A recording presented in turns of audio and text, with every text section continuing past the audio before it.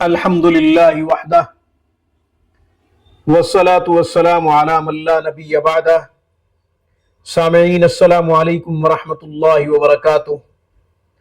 سامعین، برے خیالات سے بچنے کے لیے، برے وساوس سے نجات کے لیے اور شیاطین سے حفاظت کے لیے ایک خوبصورت عمل بتا دیتا ہوں، سن لیجئے اور یہ عمل کیجئے، انشاءاللہ برے خیالات سے، برے وساوس سے اور شیاطین سے خوب حفاظت ہوگی۔ چنانچہ جو کوئی برے خیالات میں، برے وساوس میں مبتلا ہے اور وہ شیاطین سے حفاظت چاہتا ہے، اسے چاہیے کہ دو کام کرے۔ پہلا کام، اعوذ باللہ من الشیطان الرجیم کثرت سے پڑھے، اللہ کی پناہ میں خود کو دے دے، کیونکہ شیطان بڑا طاقتور دشمن ہے، اس لیے اس سے بچنے کے لیے ہتھیار بھی بڑا چاہیے اور کسی بڑے کی پناہ میں آنا بہت ضروری ہے، اور وہ اللہ کی ذات ہے۔ دوسرا کام کیا کرنا ہے؟ اللہ اکبر اذان کہے۔ رسول اللہ صلی اللہ علیہ وسلم کی ایک حدیث ہے، آپ علیہ السلام نے فرمایا کہ غم سے نجات کے لیے اذان کہا کرو۔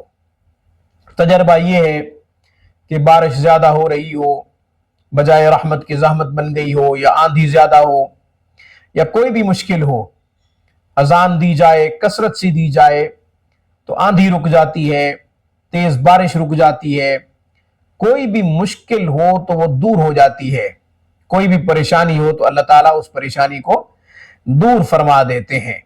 اس لیے آہستہ آواز میں اذان دے، خاتون بھی اذان دے سکتی ہے، خود کو سنائی دے، بس اتنی آواز کافی ہے۔ مرد بھی اذان کہہ سکتا ہے، اس قدر آہستہ آواز میں کہے کہ بس خود کو سنائی دے دے، اللہ اکبر اللہ اکبر۔ اس میں اللہ کی بڑائی ہے، رسول اللہ صلی اللہ علیہ وسلم کی رسالت ہے، اللہ کی توحید ہے۔ تو اذان سے بڑھ کر کوئی عمل نہیں جو انسان کو پریشانیوں سے اور مشکلات سے چھٹکارا دلا دے، تو اس لیے اذان کہا کریں۔ شیاطین سے حفاظت ہو جائے گی، نفس سے حفاظت ہو جائے گی، برے خیالات اور وساوس سے بھی حفاظت ہو جائے گی، نجات مل جائے گی۔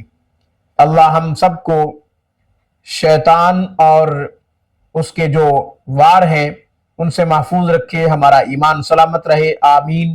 وآخر دعوانا ان الحمدللہ رب العالمین۔